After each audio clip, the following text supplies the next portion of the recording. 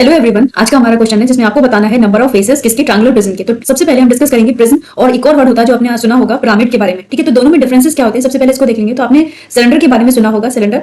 ठीक है, सिलेंडर एक 3D फिगर है जिसमें आपने देखा होगा जिसका टॉप भी सर्कुलर होता है और बॉटम भी सर्कुलर होता है। तो जिसका टॉप और बॉटम सेम है, मतलब सर्कल के शेप का है तो सर्कल होना चाहिए टॉप और बॉटम बोथ। और अगर ट्रायंगल के शेप का है, कोई भी शेप हो, बस उसका टॉप भी सेम होना चाहिए, बॉटम भी सेम होना चाहिए, तो हम उसको कहते हैं प्रिज्म। यानी कि सिलेंडर भी एक क्या है, प्रिज्म है। ठीक है, कौन मतलब आपने कौन देखा है। ठीक है, कौन के बारे में कौन से एग्जांपल चाहिए, किसका, पिरामिड का। यानी कि अगर उसका बॉटम कुछ भी हो, यानी कि ट्रायंगल हो, रेक्टेंगल हो, कोई भी शेप का हो, बट उसका टॉप कैसा होना चाहिए, कौन शेप का होना चाहिए, मतलब एक गुम्बद टाइप का होना चाहिए, जिसको हम कहते हैं कोन। यानी कि कोन क्या हो गया, एक पिरामिड हो गया। ठीक है, इससे आपको समझ आ गया दोनों में डिफरेंसेस क्या होता है, दोनों में अंतर समझ में आ गया। हमारा क्वेश्चन था कि हमें क्या बताना था, हमें नंबर ऑफ फेसेस बताने थे, फेसेस किसके, ट्रायंगुलर प्रिज्म के। ठीक है, तो ट्रायंगुलर प्रिज्म कैसा दिखता है सबसे पहले देख लेते हैं। ट्रायंगुलर प्रिज्म मतलब हमारा जिसका टॉप भी ट्रायंगल के शेप का होना चाहिए, ओके, इस तरीके से, और उसका बॉटम भी कैसा होना चाहिए, ट्रायंगल के शेप का होना चाहिए। तो आपको इसमें फेसेस बताने, एक टॉप का फेसेस, एक बॉटम का फेसेस और 3 फेसेस और हैं। तो टोटल नंबर ऑफ फेसेस कितने होंगे, 5।